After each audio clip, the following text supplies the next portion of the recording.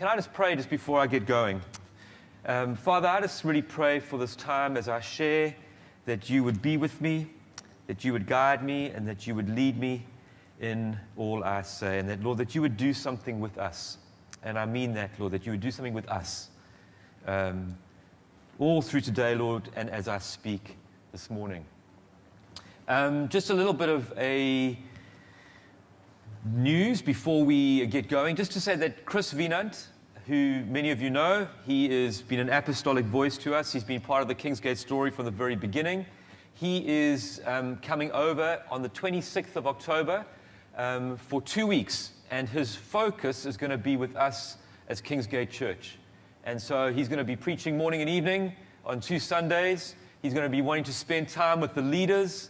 We are going to be having a leaders meeting on a Saturday on the 4th of November. I know it's late notice, but it's only in my discussions with Chris since he has come back from sabbatical 2 weeks ago that we've put this in the diary. And it's going to be not just with us as leaders, but it's going to be with leaders from a number of churches who have got connections with the Genesis Collective. Because as you know, Chris leads the Genesis Collective, which is a church planting collaboration, and it's going to be great having him here. Also coming over is a guy called Matt Larson, who leads Anthem Church, and Matt is also part of the Genesis team, on the same team as Michelle and myself. He is a fantastic, fantastic man, and I'm really keen to have him here. And one of the things I've been very conscious of as a church, and particularly impacted over the time of COVID, and we haven't really got momentum off the back of COVID, is we haven't had enough apostolic voices into the life of the church. We do have apostolic relationships. Chris Wienand is an amazing blessing, not just to us, but to many churches, and I am in conversation with him quite regularly, except when he's on sabbatical. So I'm on conversation with him regularly, and equally with Jason, who is a wonderful partner with us in the kingdom. But we haven't had it enough. We haven't had enough voices into this space that we would like. So I'm incredibly glad that we've got Chris Wienand for 2 weeks, and it's going to be a key moment for us as a church. So I am asking us, keep your diaries flexible from the 26th of October to the 3rd of January. No, only joking. From the 26th of October to about the end of the first week in November, because I know Chris is going to want to meet with some of you guys for coffee and go for lunch together and really spend time with us. So excited about that. Please keep that in the diary. All right. I said to Sean when he was putting together this leadership time, which is the primary focus is about looking under the waterline of our lives as people, as leaders, as Christians. I said, can I just take a little slot where I can talk a little bit around the area of vision, which is what I want to do this morning. And if I go too long, I don't know how long I've got, but we've got the bossa here, which is Nola, and she'll be waving and giving me the certain flags. Thank you. Stop. There you go. I've got that one. But I just That just says shut up. yeah, it does. But I've really struggled this week. So I've been putting together my message, and I've tried, and I've done this. And Michelle, I just think you should all just pray over Michelle afterwards, because the grace she's had to endure with my wrestles. But we all know each other pretty well here. I know, Christine, we've just met last night, but hey, we feel like family already, eh? But my most important thing is I want you to hear my heart today. That's the most important thing. Not that I want you to hear a perfect sermon or a perfect message, but I just want you to hear my heart. So that's what I want to do today. One of the things I am learning, even though I've been leading for 23 years, one of the things I am learning is that you actually can't talk too much about vision, because it's something that you have to continually massage in all of our lives. And it's easy to assume that when you throw out a phrase like, on earth as it is in heaven, that everybody's on the same page as to what that means. That we all nod about what on earth as it is in heaven, but that's not my experience. That's not my experience. And at the beginning of the year, I had a conversation with somebody, and I said, okay, well, what's on earth as it is in heaven? And they said, it's when we worship God and His presence comes down in the meetings, and we feel His presence. And I was taken aback, because that is not what the phrase relates to. That's not what Jesus' prayer is talking about. To pray on earth as it is in heaven is to pray for the rule and the reign of God on earth. It is about the reality of heaven being manifest in people's lives and society and creation. It is about the very uniting of heaven and earth. Nothing less than that massive, incredible thing, the uniting of heaven and earth. So yes, to worship God is wonderful. Yes, yes, yes, yes, yes. And in a sense, when we do that, it prepares us for the work that He calls us. But our goal and our vision is not to have great worship moments. Our goal and our vision is far, far bigger than that. Amen. So I realized, actually, we can have different ideas. And so that's why one of the reasons I've started a series where I'm preaching around what is church. And a guy who I really admire, and we've got one of his books on the book table, and I would suggest you read him. His name is Leslie Newbigin. I don't know if any of you have read Leslie Newbigin, but he is a very famous missionary. He spent many years of his life working in India. He is a writer. He is a church leader, a guy who's got very, very highly regarded. And he says this: a local congregation should be a sign of the kingdom in a particular place. A local congregation should be a sign of the new creation, a sign of the resurrection. That's what we're called to. And when I read that phrase, something in me just jumped, because that's what I see. That's what I believe a local church is meant to be.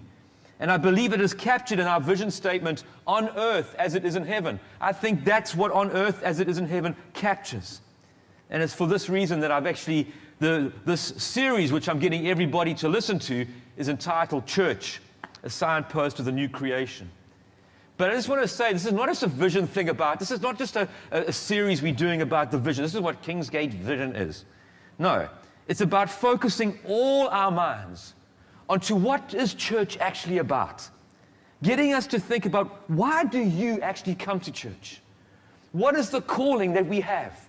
Whether you come to KingsGate or you move to Bogota and you go to a church in Bogota, why are you going there? What is your calling in that particular space? Do I ultimately come to church to meet mates and to connect with people? Do I ultimately go to church to have a good worship moment? Now, all of those things are wonderful, but they're actually secondary to a far higher call, because those things will shift and change with life. They will shift and change with moments, but there's a far bigger call. Am I part of something which is shifting atmospheres, which is shining like a light in a dark generation in my particular place? Why do we go to church? Why do we go to church? We are a sign of God's kingdom. That is why you are alive. That is why you are alive. That is why we haven't been taken up to heaven. Or, let me rephrase that. That's why God hasn't brought heaven to earth now and we're already ruling and reigning. Good correction. Good correction, yes, indeed. But that's why we're alive. But something in me, I live with this thing that I don't think that's what people think church is about. Or they don't want church to be about that. But that's what we're called for. And I think people get disappointed when they realize actually there's a far bigger calling on our lives as Christians in the church than a moment that we feel good. So the question I have to ask myself, and I want to say this is difficult for me, because I'm having to unlearn years and years of being immersed in the wrong kind of mindset culture. I have to ask myself different questions. Ask myself, which is more important? How big is the church? How good is the worship? How vibey is the church family? Those aren't the big questions. The questions I've got to ask myself, whether I lead a congregation of 1,000 or a congregation of 10, is are we a signpost to a different world? That is a different success matrix. I hate the word success. That is a different faithfulness, fruitfulness matrix to me. And I find that hard because I have bought deeply. Whether I don't think I have. I would say I'm ahead of the curve. Well, I would do, wouldn't I? But I would say I'm ahead of the curve. But we have all bought deeply into the wrong questions. How big is the church? How vibey is it? How great's the worship? But we don't look any different from the world around us. We don't look anything different. That's the question I have to ask myself. And I'm learning to ask it. But the funny thing I noticed when I was going through vision is that our vision as a church actually has not changed. In essence, for 28 years, our vision hasn't changed. Now, Nigel and Melita, who planted this church, were completely different human beings to Ryan and Melissa. And the most creative minds in the world had got together and said, how can we create two opposites? They could not have come up with more two opposites than Ryan and Nigel. And then I don't know where I am. Maybe I'm an outlier or somewhere in the middle, but we're all kind of different people. And because of our different characters and our different gifts, we each have brought a particular emphasis to what is the same vision. It's always been the vision of KingsGate, that we would be a signpost to this city and this nation of the kingdom of God. It's always been the vision that this church would see and know the very real presence of God through the power and the manifest presence of the Holy Spirit, and see the Holy Spirit bring the transformation of the kingdom in lives and bodies and cities and in nations. It's always been the vision of this church that we would not be predominantly a church of expats, but a church for the people who call London home. People from different cultures, ethnicities, economic backgrounds. That it would be a church thoroughly centered on Jesus, a church that goes to the nations. In every stage of life of KingsGate, we've been stronger in certain aspects and weaker in others. And there's reasons for that. I think one of the things we're weaker at the moment is the idea of us going to the nations. That's something we need to strengthen and we need to grow. But the essence has never changed. Although Nigel and Ryan and myself are completely different, there are actually great similarities. We're all worship leaders. This is a little icebreaker question. We were actually all worship leaders.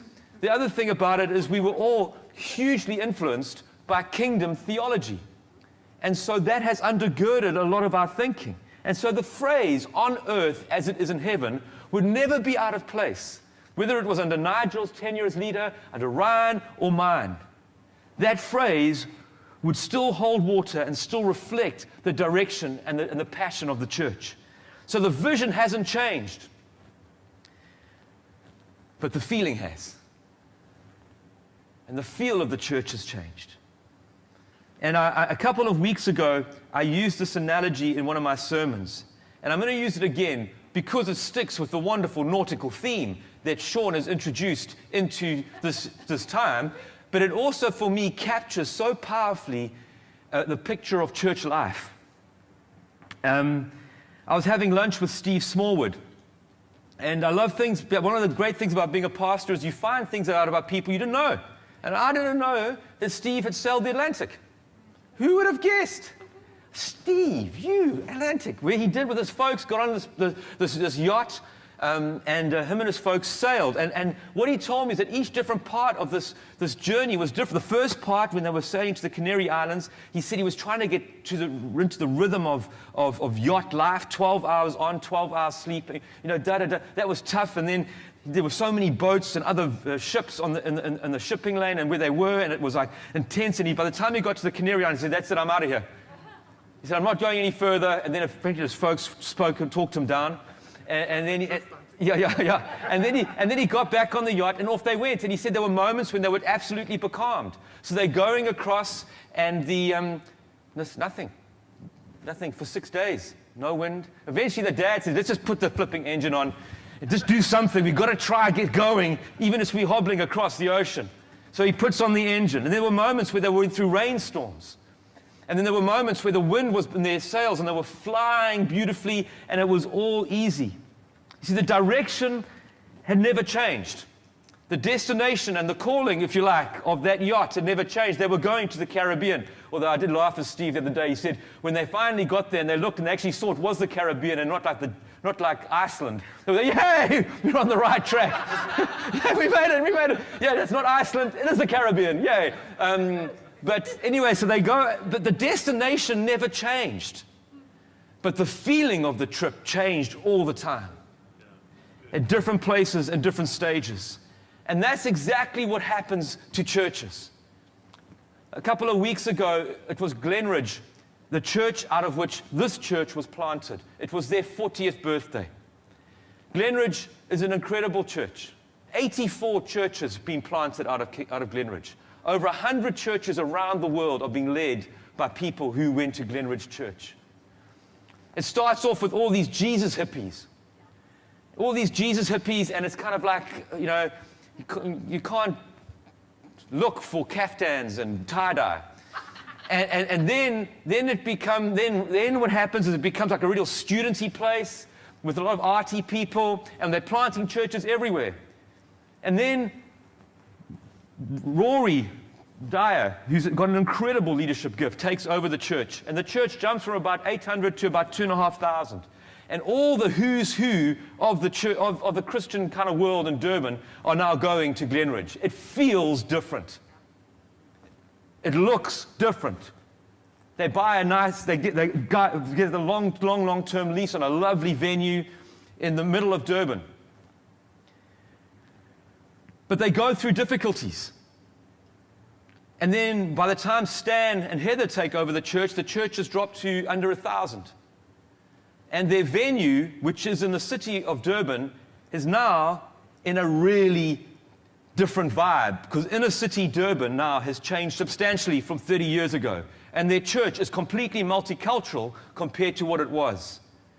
And Chris went and had the 40th birthday celebration. He said it was a sweet moment. It feels different. It's felt different on every part of the journey, but it's still on track where God is calling it. And it's the same for us. If you had been here 28 years ago and part of a planting church, this has been your life. You'd have been at church on a Sunday, connect group on a Thursday, combined prayer meeting on a connect group on a Tuesday, combined prayer meeting on a Thursday, and at least one other social church event on the week. And you would have done that. You would have been there with your kids. In fact, there weren't that many kids. There were only 3 kids in the church at the time. All you had was these keen people who had been on like an intensive SAS program about church planting and could not get enough of everything that was taking place in the church. And kids were sleeping everywhere. All 3 of them. Amy Henderson's was one of the first. And there were the 2 boys as well. I've forgotten what their names were now. The twins. But now, 28 years down the line, you're part of a 3rd generation church. And 98% of this church don't have the mindset or the posture of a church planting community. They don't have the intensity of a common vision, which is birthed when there's 35 people working together passionately. And I tell you what, it feels different. It feels different. My posture where I grew up in church life is you go to everything. Take family to everything. Just go. And so for me, a planting community feels different to a 3rd generation church. Our vision is the same, but the experience is very different. And as a leader, I cannot lead out of frustration because it is not what I want or what I remember. You have to sail the boat differently because the conditions have changed. It's not necessarily right or wrong, it's just different. I can't expect people to be part of the church planting community from 35 years ago. And sometimes when things feel different, particularly when it is different to what you really liked, we can assume something is wrong, when in reality it's just life. And as leaders, we have to sail differently.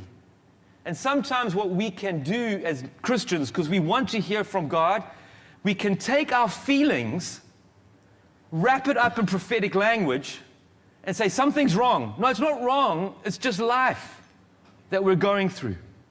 And if you were here 12 years ago, you would have been part of the most homogenous group of people, all going through a very similar time of life and experiencing it all together.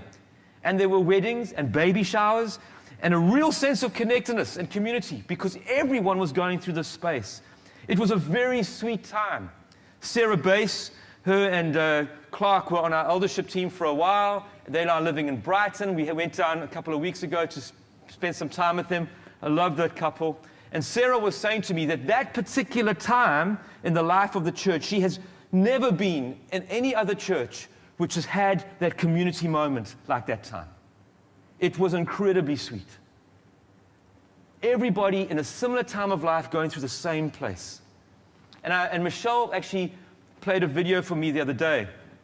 It was for our 20th birthday. We're 28 years this year. 28 years. For our 20th birthday, we got a video done with a whole lot of people to contribute, saying, hey, how we loved KingsGate.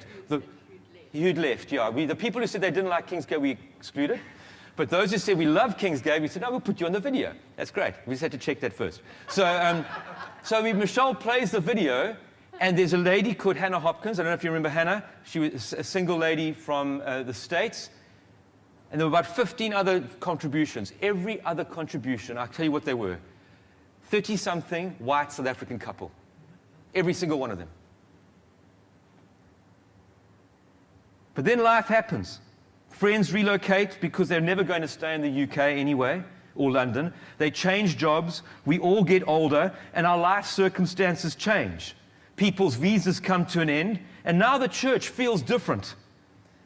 Even though the vision hasn't changed, it feels different.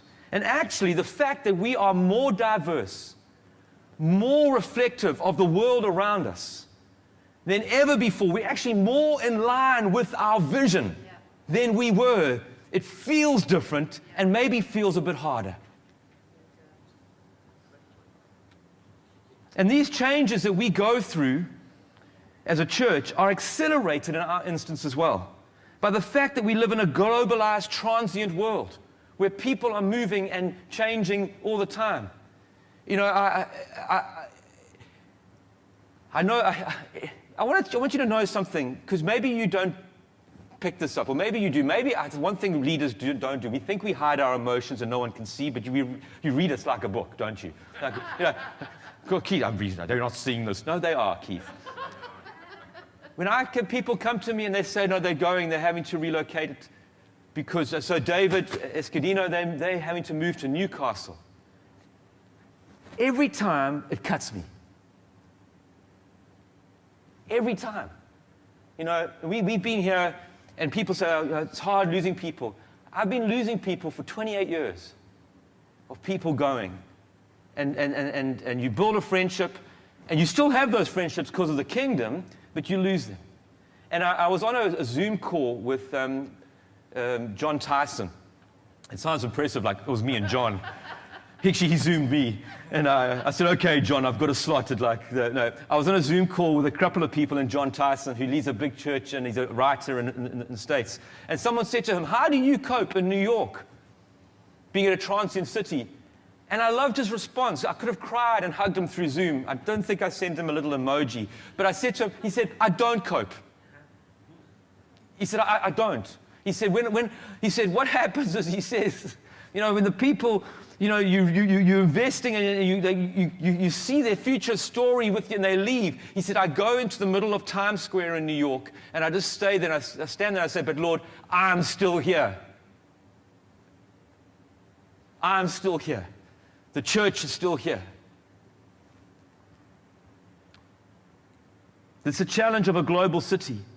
And I think, you know, that's one of the things that if we are invested as Christians in ultimately in having a church which is an incredible community friendship base, we will live with perpetual disappointment, because in a city like this, it's going to change all the time. And it's not only the church that's changing, but the culture in which the church is changing. So I know I sound like a Mark Sayers fanboy. I am. And even Michelle is becoming a fanboy of Mark Sayers. But I really, really want you to listen to that Mark Says podcast. When I played it for Michelle, she reticently eventually got to listen to it. She said, I feel like someone has heard me. I feel, he says this thing, he speaks about how they used to have connect groups, every connect group, people signing up connect groups. And then he said, just after COVID, he spoke to one of the guy who heads up connect groups and says, hey, so how many people have signed up for connect groups? 2. He said, like what? 2 people. The way that we are engaging with the world as human beings has changed. And we need to grasp that. And that means the world in which we live and the church in which we live is changing. Just a little thing he mentioned. He says the dominant household in the world is becoming the single person living on their own. And it's not just in the Western world. He says in South Korea, they're writing policy on how do you live with a world where the average citizen is not connected, not married, and has few friends. And they're building restaurants and organizing restaurants which have single tables where a single person sits. This is the person who walked through that door 12 years ago is different to the person walking through that door now. The person who got off that plane to be part of the plant 30 years ago engages with church, with life, with one another, with any form of commitment different to the way that we do now. And all of this and then you add into it a pandemic which accelerates everything. And it's disorientating. And all this means that the church sails through different conditions, which means the experience of church is different. So the question how am I doing for time there? Am I all right? Yeah, you're still very good. Okay. So thank you, Nola. So the question I want to look at this morning is how are we as leaders meant to respond when church changes? How are we as leaders meant to respond when church feels different? And the first thing I want to talk on is saying, don't interpret the moment we find ourselves in through the lenses of the past. And I want to just mention something from Ezra chapter 3. Sure. Don't interpret the moment we find ourselves in now through the lenses of the past, or only through the lenses of the past. In Ezra chapter 3, starting from verse 8, there's a passage where they are laying the foundation of the new temple. For the exiles have returned from Babylon, and they're laying that temple foundation. Because God says that's the most important thing you're going to do. Don't worry about the wall, don't worry about it, just worship God. And when they lay the foundation, it's got this interesting place. As they lay the foundation, there is a combination of crying and joy. Those who remember the old temple that was under Solomon, they are shouting they are crying. They're saying, it's not like the old one. But the ones who didn't know that, they are shouting for joy. And I was thinking about the people who know in the old temple. Can you imagine you return, the exiles that returned to Jerusalem were not necessarily the creme de la creme. It was a motley bunch of crew with this little foundation around a construction site. It was not impressive. And this text came to my attention pretty early on in the COVID crisis. Because I remember early on in the COVID crisis, I don't know whether it was a chill or a woof feeling. Sometimes a woof and a chill can be the same thing. But I had this feeling, I thought church is never going to be the same again. We're not going back. We're not going back anymore. In the famous words of Dorothy, we're not in Kansas anymore. And when I thought about this, that old temple, which they loved, and a certain crowd, they remembered that old temple. That old temple that Solomon had built was incredible. It was the old temple that was there when the Queen of Sheba came to Solomon. When Israel was famous, when everything seemed good in the land, before the crisis, that old temple And so all that remembered that old temple could not take any real joy at the new beginnings of a new temple, because they saw the present moment through the lenses of the past, of what had been. But what they couldn't see was that there was a far bigger story at play. The story that was indestructible, a story that was held in the very hands of a sovereign God. That wonderful old temple that they missed, that looked so good, that was there as a highlight moment in their lives, was actually only ever a signpost to something far greater than itself. That old temple, indeed even the new temple that they built later on, was only ever meant to be a destination. It was a signpost to, no, it wasn't a destination. It was not meant to be their destination. The temple was not meant to be their destination, but a signpost to something more. It was a signpost to something far more amazing than a temple. It was a signpost to something completely different. A temple not made up of stones, but rather living stones. A church filled with the very Spirit of God and consisting of Gentiles who couldn't even come into that first temple. And when you read the New Testament, you see that the Jewish establishment and the religious leaders were so fixated on the temple that they were unable to accept or see the temple that Jesus was building, the church. And even now, if you go to Jerusalem, you see people praying at the Wailing Wall, praying at a signpost, when Jesus and the church have already arrived. When we look at the present moment through the lenses of the past, it also begins to inform the narratives that we have in a particular way. We place emphasis on what is missing and what is not there, rather than what is there. We focus on how it feels different. And the consequence is that it stops us moving forward into the new things God has for us, the different things God has for us. Dare I say, the harder things God has for us. And you can see this generally in life. We see this in relationships. We see this in midlife crisis that people have. We see this in churchgoers as well, who are continually searching for that moment that they had, and eventually drifting from church to church, trying to find and recreate that moment, and eventually drifting out of church altogether, because you can never recreate what you used to have. One of the things which was a real learning curve for Michelle and myself, I won't talk for Michelle because my experience was different. A learning experience for me. When we came to the UK in 1995, pretty early on, I settled into this nation. My dad is British, but there was a thing which I kind of went through. I'm a very nostalgic person. 60s music, 70s music, I'm a nostalgic person. One of the big learning curves for me was I realized that I could never go back to what I was. I missed South Africa, and I love the nation, but what I really missed was a time in my life. And I was never, as much as I wanted to at times, I was never going to go back driving in a VW bus with my mates listening to Bob Marley. And if I did, it would be weird and different and not quite the same.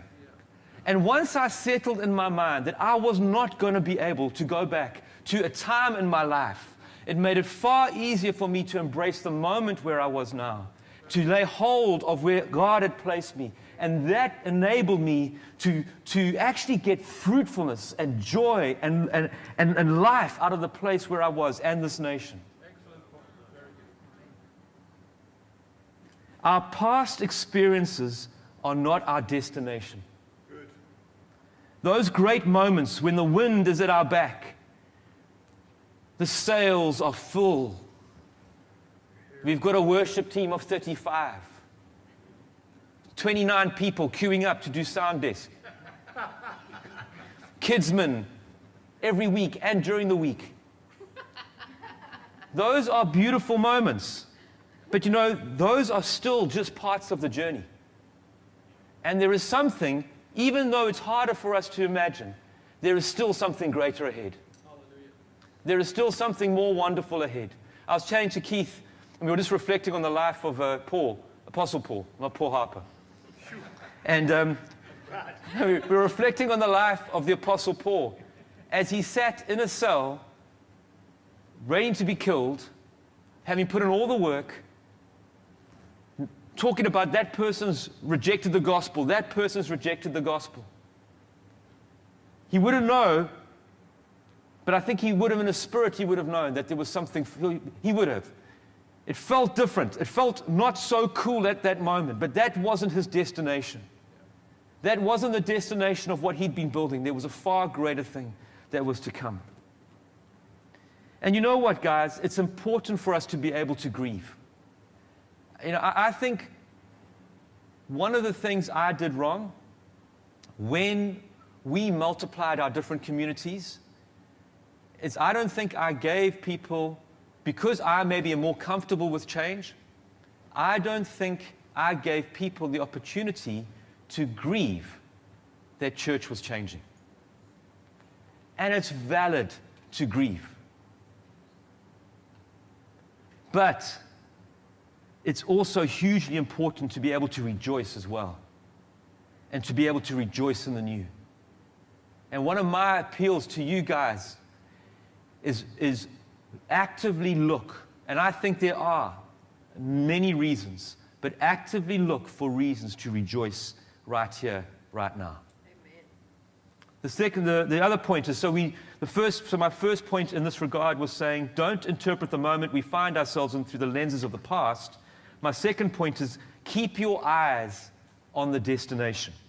Rather than interpreting the current moment in the light of the past, interpret the current moment in the light of the future. When we do this, the result is a movement towards action rather than a movement towards withdrawal.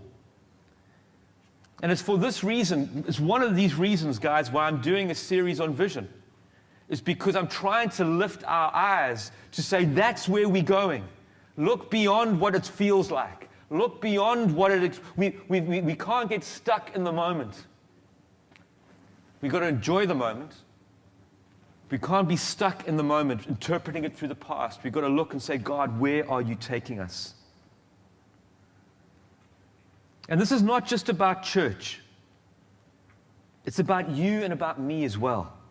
If we are going to navigate change well, we need to have clarity as to why we are here. What is your purpose? You know, it's not just like, this is the purpose, this is the vision of the church. And I've said this earlier already, that's one thing. But what's important for us as leaders and people is to say, actually, I need to be reminded where my direction is. Because if I don't have clarity on that, I'm going to go left and right. I'm going to end up mimicking the world far more than I'm mimicking the calling that God has for us, has for me. And I think that sometimes that assessment means that we have to jettison some things along the way. We need to trim down, wake up, refocus. And in what Sean is saying, we need to look under the waterline and actually saying, what is these things under the waterline that are really stirring my motivations? So if we're going to lead well into the different stages of a church's journey, we need to have clarity on the direction in which we as individual believers and as a church are going, and interpret the current moment through those lenses.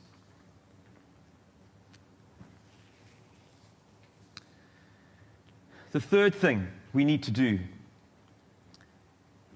is we need to read the weather and adjust the sails.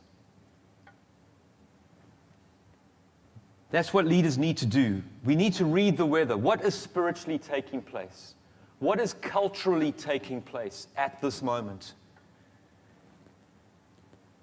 Identify what is needed in the moment, and then what we do as leaders is we build momentum. Or to keep on with the nautical analogy, we put up the sails to allow God's momentum to lead us into the place. And Steve's journey, just like his dad, they noticed at the moment, hey, everything's becalmed. What are we going to do? All right, well, we need to do something. Let's put the engine on. I'll never forget when Nigel used to lead, and we used to have our Sunday meetings. And if one Sunday meeting was a bit dry, he would say, just somebody get up and do something.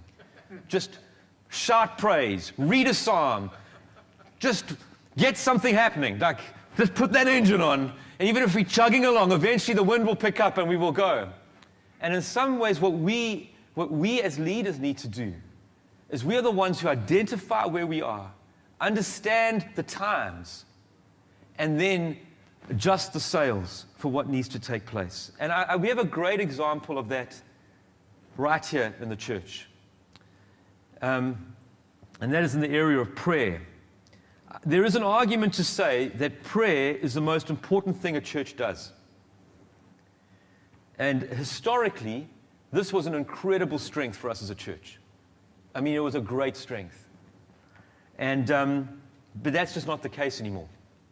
We can butter it up, we can put a spin on it, but it hasn't been. And it hasn't been for a while. And then Jonathan and Joanna come along, and this wonderful couple, I don't know if you know Jonathan and Joanna, this wonderful older Korean couple. You know, he's written 4 books. Yeah. I haven't read them because they're in Korean. But he's written 4 books. Anyway, so they come along to me and they say, hey, listen, we want to do a prayer room. I said, go for it. Please, do a prayer room. So they start a prayer room on a Friday. They identify the need. They see the times, and they start. But how's this? So they start this prayer room, and this prayer room's going. And listen, just being honest, we're not having to force people out the door because it's oversubscribed. There may be 5, 6 people there, but it gets something going. What's that? Did you just go? Yeah, exactly. Well, sometimes it's been 5. But it gets something going. Then we as an eldership say, hey, listen, we want to start something with prayer in June, July, and August. Something about what Jonathan and Joanne have done have given us courage and stirred us once again to remind us about the significance of that. And then Andrew and Nikki come up to me in the middle of August and say, hey, Keith, don't worry, I hope you take this the right way. Are you okay? But we'd like to start 40 days of prayer. And I'm on the other side of the phone doing like river dance. I'm so happy. So excited. But they say, we've got to do this. They read the times. They see where the wind is blowing, and they know what sails to put up. And so we start the prayer meeting. They start the prayer meeting. And the prayer meeting has been doing so well. I mean, on averaging between maybe 15 to 20 people every morning at 6 o'clock getting together and praying. And the chat on the WhatsApp group has been amazing. People saying, we don't want this to end. What are we going to do when this is finished? I mean, I'm kind of gagging. I'm going like, I can't believe this is happening. The question is, how are we going to keep that? What is our response going to be to that? But what we see here is an example. What do we do when things feel different? It's actually all of us as leaders who need to take initiative, to step in and say, actually, what is the moment? What sails do we put up so that God can lead us into the space, into the direction we're going?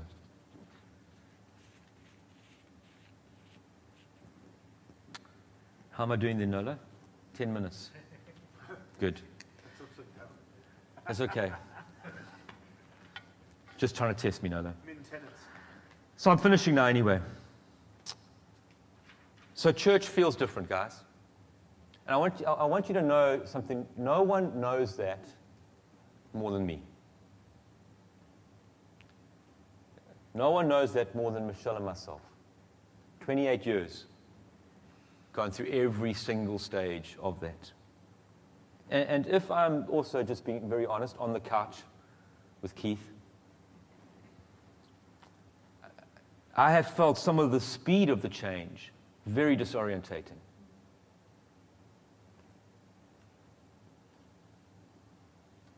Because no one equipped me to pastor through a pandemic. I missed that course. I missed the course of pastoring a church in a major city in a transient world during a pandemic. I missed the memo. I regret that now. But I have found it disorientating.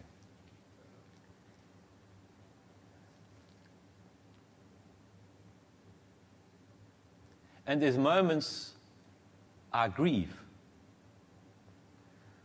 for the things I remember. I'm a bit like those guys who cried at the old temple, at the foundation. I grieve at some of the moments we had. And there's parts of me that want them back, if I'm honest with you. Like there's parts of me that I want those moments back. But I do think God is in this. I honestly do think God is shaking things.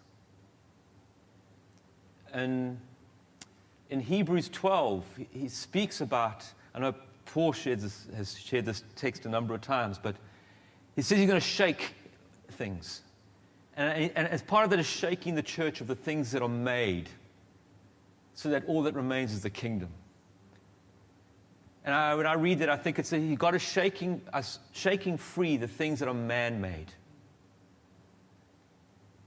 Man-made, so that all that remains is the kingdom, spirit-made things. He is pruning. He's preparing himself a bride in an army that is able to deal with what lies ahead. And when Sean was speaking last night, I do sense we do not know what's coming down the road. We assume this is normal. But actually, our existence for the last 30 years, no, our existence for the last 50 years has been abnormal. When you look at the history of the world, we have been living in an abnormal world. Normality is coming our way. And I wanted to say, I don't think the church is in any way ready for it. God's church hasn't been building on the rock. We have built on a different value system, and we have drunk deeply of the priorities and the aspirations and the culture of this world.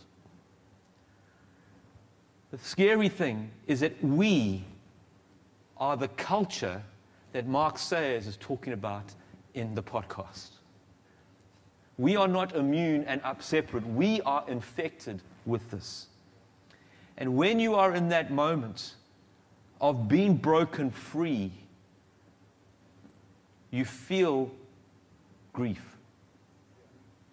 Because you have the things that you have loved, the things that have been your affection, the things which have given you meaning and purpose are being removed from you. And that brings grief. And that brings tears. And that's why I grieve.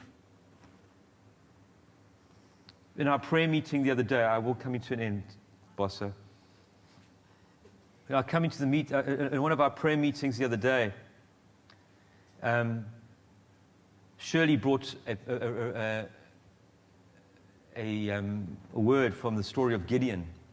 And it really just resonated with me. And it's funny with the story of Gideon, they start off with 32,000 people, and then God says, no, too many. And eventually whittles down to 300 people.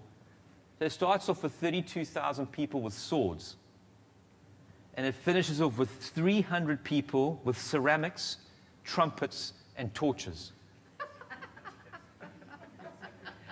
And God says, all right, this is my... All right, this is my team. And I got wondering, I thought to myself, Keith, is this just an excuse you put in your mind to say to yourself, yeah, he always uses smaller groups. Yes, come on, Gideon. But I don't think so. I actually think it is something God is doing. When COVID hit, I had a sense that God was going to do three things. That there would be more people coming who are interested in Christianity, interested in searching and exploring faith. We have seen that. We would see a drop-off of people who just attended church. And we've seen that. A lot of people who actually, it was a cultural thing. It was a moment thing. It was a difference between attending church and being church. And we lost people because of that. But that there were those who were going to dive deeper, who were going to say, actually, I'm going to move into this experience, and I'm going to let you rearrange me, God. And we're seeing that too. I think he is pruning, shaking, preparing a bride who can be built on the rock, who can deal with what is taking place. We are therefore, people, as leaders, in an incredibly privileged position.